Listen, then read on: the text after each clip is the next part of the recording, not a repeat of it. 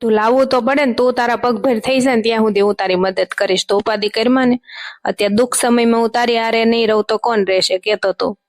પણ તારે ઘર છે, તારે તારી વહુ છે, તારો છોકરો છે યાર, એનું ધ્યાન તારે રાખવાનું હોય ને. એ બધાયનું રખાશે, તારું રાખીશ. તો તારે તને એવું થતું હોય ને કે હું તારી ઉપર એહસાન કરું છું, તો જયારે તું પગભેર થઈ જાય ને તારી પાસે આવી જાય ને બધું, ત્યારે તું મને આપી દેજે હો ને. કદાચ હું તારું એહસાન નહીં ચૂકવી શકું તો કાંઈ વાંધો નહીં, નો ચૂકવતી બકા. પણ મને બહુ જીવ બળે, તું આવું બધું લાઈવ કરતી નો નહીં હો. હવે આ વાયડો તેમાં હાલ તો હવે કઈ કામકાજ હોય તો મને ફોન કરજે, હું ઘરે જાઉં છું હો. હા કઈ વાંધો નહીં હો. ધ્યાન રાખજે તારું, અને મારું કઈ ટેન્શન ન લેતો, મારે બધું બરોબર થઈ ગયું છે હવે. ઓલી આવે છે ને મેડા ઢીંગુન રાખવા, હા આવે છે ને, એની ઉપાધિ કરીમાં તું જાવ ઘરે જા. અને સૂપ મેં બનાવ્યું છે, તારે ખાવું હોય તો ઓલો સોરી પીવું હોય તો લે સૂપ થોડુંક. ના બકા થેન્ક યુ, મારે નથી પીવું. હા તે કઈ વાંધો નહીં, જા તો ઘરે હાલ. જિંદગીમાં ક્યારેક ક્યારેક એવો સમય આવી જાય ને ત્યારે એમ થાય કે ના ના હવે આપણું કોઈ નથી, આપણો કોઈ સપોર્ટ નહીં કરે. પણ આ ભગવાને મને આ મારો ફ્રેન્ડ હતો જૂનો, અને એને મારો કેટલો સપોર્ટ કર્યો બિચારાએ. ભગવાન એનું સારું કરશે. જ્યારે હું હારી ગઈ હતી ને હિંમત, અને એમ થયું હતું ને હવે જિંદગીમાં કાંઈ બાકી નથી વધ્યું, ત્યારે મને એક વિચાર આવ્યો, અને મારા ફ્રેન્ડને મેં ફોન કર્યો. અને બિચારો વિદેશમાં રહેશે ને, મને બધી અહીં વ્યવસ્થા કરી દીધી, રહેવાની કારવાની, મને નોકરી ગોતી દીધી. અને અત્યારે મા દીકરી કેટલું ખુશ છે. બધું જિંદગીમાં મારું જે દુઃખ હતું ને બધું ભૂલી ગઈ છું. હવે યાદ જ નથી કરવાનું, ઓનલી પોઝિટિવ વિચારવાનું છે. જિંદગીમાં હવે કંઈક કરવાનું છે, સક્સેસ થવાનું છે. પછી ભલે પસ્તાતો જોકલો. જ્યારે ભગવાન દુઃખ દે ને તો દુઃખ પાછળનું કંઈક કારણ હોય. ભગવાન આપણી પરીક્ષા લેતો હોય કે પરીક્ષા પાસ કરે છે કે નહીં, અને જો એ પરીક્ષામાં આપણે પાસ થઈ ગયા ને તો આપણી જિંદગી સવારી દે આ ભગવાન. એવો ભગવાન છે. થેન્ક યુ ભગવાન. એ તો મારું અને મારા ઢીંગુ હાટું મારે જીવવાનું છે, મારું ખુદનું ધ્યાન રાખવાનું છે ને મારી દીકરીનું ધ્યાન રાખવાનું છે. ને એવી લાઈફ બનાવી છે ને તે દુનિયા જોતી રહી જાય. આના બાપને તો એટલો પસ્તાવો થાય ને કે મને જોવા તરસે, મારું મોઢું જોવાય તરસવો જો. એવી લાઈફ બનાવીને એટલી મહેનત કરવી છે. ઢીંગુ હાલ આપણે મા દીકરી હવે સૂપ પી લઈ દીકા. આજ તો રવિવાર છે, રજા છે, એટલે શાંતિ છે. પછી કાલ પાછમાં દીકુને મૂકીને જોબ ઉપર વહી જાશ કા ઢીંગુડી, મારી દીકુડી. એ દીકુ, તારા બાપે તો મારી જિંદગી નર્ક કરી નાખી ઢીંગુડી. એવી નર્ક કરી નાખી છે ને એની વાત જ જવા દે. પણ હું મારી જિંદગી પાછી સવારી લઈશ. ગમે ત્યાંથી જિંદગીની શરૂઆત કરી શકાય. થેન્ક યુ ભગવાન. અને એક દરવાજો બંધ કરે ને તો આમાં 10 દરવાજા ખોલે. ભગવાન એટલો બધો નિર્દય નથી કે ગમે એને દુઃખ દઈને પછી નકરું દુઃખ જ રહે. પણ જો એ દુઃખને સહન કરી લીધું ને તો ભગવાન અઢળક સુખ દેવાના. મને મારું ભવિષ્ય ચોખ્ખું દેખાઈશ. મારે મારી લાઈફ બનાવીશ માં ઢીંગુ હાટું અને મારા ખુદ હાટું. અને જીવવું છે મસ્ત. હવે કાંઈ બળેતરા કરવી નથી. હજી બલંગમાં જવાનું વાર છે. હજી પાસપોર્ટ કે લાવ્યો છો જોંગા ભાઈ? પાસપોર્ટ તો હું નથી લાવ્યો. મારા માસીનો છોકરો લઈ ગયો કે લાય મારે તારા પાસપોર્ટ માં કે બધે ફરવા જાવ વિદેશમાં લઈ ગયો છે. તો હું અહીંયા કહી દે હું કે ભાઈ મારા માસીનો છોકરો લઈ ગયો છે, તો હાલશે ને? નો હાલે જોંગા, આ કઈ તમારા બાપનો બગીચો નથી. પાસપોર્ટ તો જોશે જ તે, નકર નહીં બલૂંગમાં બેહવા દે. एक्सक्यूज मी मैम, क्या मैं आपकी कोई सहायता कर सकती हूँ? ના અભી અમારે કાઈ સહાયતાની જરૂર નથી. Okay thank you. આ એરપોર્ટ બહુ સારું છે કા ગોગડા? બહુ સારું છે. પહેલી વાર આપણે જાશું પ્લેનમાં કા ગોગડી? ગોગડી મારો પાસપોર્ટ ક્યાં છે બેટા? તમાર બધાને પાસપોર્ટની મન નો ખબર હોય, તમારે ધ્યાન રખાય. ગોગડી બેટા કેટલી વાર લાગશે પ્લેનમાં જવાની? બટ પોગી જાય તો મારી ઢીંગુડીને રમાડી લઉં ને મારું ઉરમ હું કરતી હશે એના ખબર અંતર પૂછી લઉં ને. બહુ જીવ બળે છે મન મારી દીકરીનો, મારી નાની દીકરી ને મારે મોટી દીકરી. હા મમ્મી તમારે ઉતાવળ છે ને અમારે ઉતાવળ છે. આમાં અડધાના પાસપોર્ટ નથી ને ગરી ગયા છે. હવે એરપોર્ટમાં થાય બારા કાઢશે. અહીંયા કઈ થોડા ઝોંગા નાવવા દેશે વિદેશમાં. જેનો પાસપોર્ટ હશે ને એને દાવવા દેશે. ઝોંગા ભૂંડા નો લગડા. એરપોર્ટ છે, સુટકેસ કોઈ નહીં લઈ જાય. એથી મૂક દેન બાપા. પણ ગોગડી એવો ઝીણકીન ઝીણીઓ જ નથી આવ્યા. એ આવે છે ગોગડા હમણાં 10 મિનિટમાં પોગે એમ કીધું. ગોગડા કારે આવું પડવાનું છે બલું? શિબરી માસી મને નથી લાગતું કે આપણે બધા વિદેશ જઈ શકશું એમ. કારણ કે આમાં બધા ડખાવાળા જ છે. હવે ઝોંગાનો પાસપોર્ટ નથી. સુડેલ તારો છે કે કેમ ગોગડી એવું બોલમાં બાપા? હું તો મારો પાસપોર્ટ લાવીશું. પાસપોર્ટ લાવ્યા હોય તો જઈએ દેખે ને.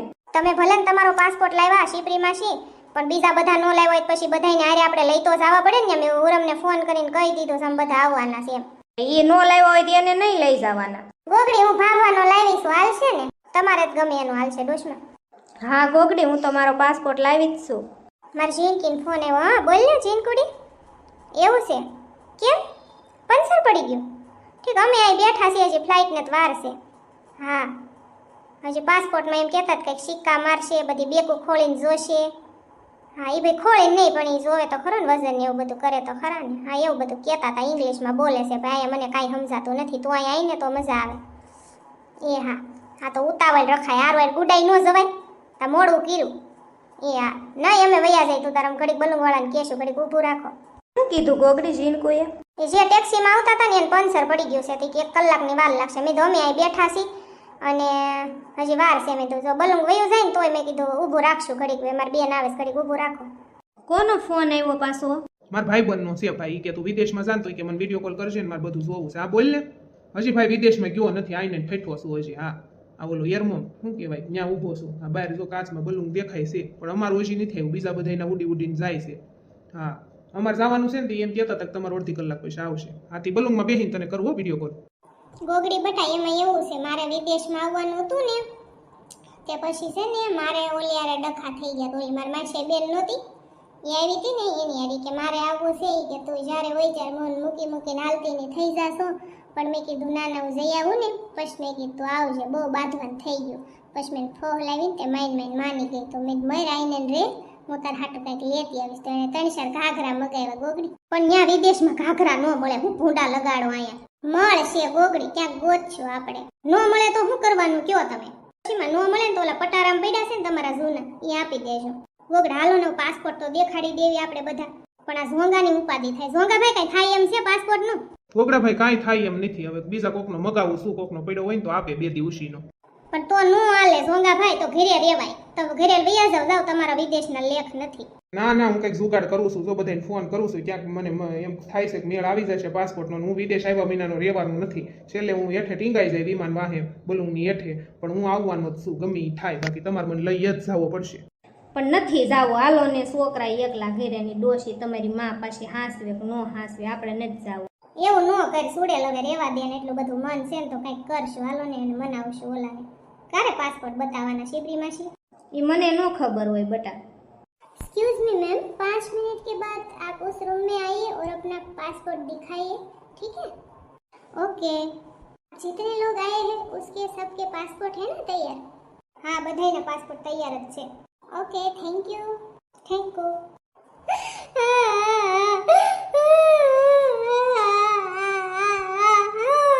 તમને હું પાછો કાળોતરો કઈડો ડોશીમાં?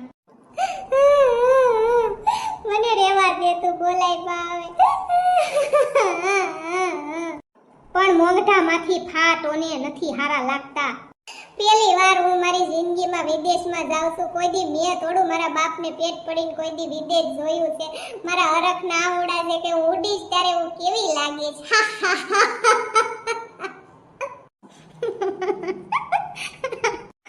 હું દાંત કાઢવા ને કોઈ દક ને કોઈ ટેન્શન ને બધી બળેતરા છે.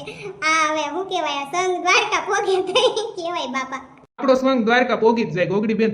આપણે કોઈથી કોઈનું ખરાબ નથી કર્યું. આપણે હારા માણા રહ્યા ને એટલે દ્વારકા તો પોગી જ જાય ઝોંગાભાઈ. પણ આપડા છે ને અત્યારે આપડા માણામ બધા એકથી એક નમૂના ભર્યા છે. નંગ હોય ને નંગમાંથી જ ડાયમંડ બને ગોગડી બેન. ઈ વાત તમે 100% કરી હો ઝોંગાભાઈ. લ્યો મારા વાલા સબસ્ક્રાઇબરને કહી દઉં. કેમ છો મારા વાલા સબસ્ક્રાઇબર? તો તમારે પણ હેલ્થની કાંઈ પ્રોબ્લેમ છે, સ્કિન પ્રોબ્લેમ, થાઇરોઇડ, બીપી, કાંઈ પણ નાની મોટી તકલીફ હોય તો આપણે ઝૂમ ક્લાસ ચાલુ કર્યા છે. તો ઝૂમ ક્લાસમાં તમે રૂબરૂ મારી સાથે વાત કરી શકશો. આવી કાંઈ તકલીફ હોય તો ફટાફટ મારો કોન્ટેક્ટ કરો. સ્ક્રીન ઉપર નંબર આપું છું અને નંગમાંથી ગોગડી તમને ડાયમંડ બનાવી દેશે. ગોગડી નંગ હતી પણ ડાયમંડ બની ગઈ. Okay thank you. અને એ તમારે નંગમાંથી ડાયમંડ બનવાનું રહસ્ય જાણવું હોય તો એના માટે તમારે મારા ઝૂમ ક્લાસમાં જોઈન થવું પડશે. Thank you. હું ગોગડી બીજું કે બકાવે. एक्सक्यूज मी मैम आप अपने पासपोर्ट दिखाइए और उस रूम में आइए ना मैम. चलिए ગોગડા હાલો પાસપોર્ટ કાઢો. ઓલે જો આવડે કેસરી બેગ છે ને એમાં છે. હાલો હાલો પાસપોર્ટ કાઢો બધા. મારો જ મારા ખિસ્સામાં જ છે.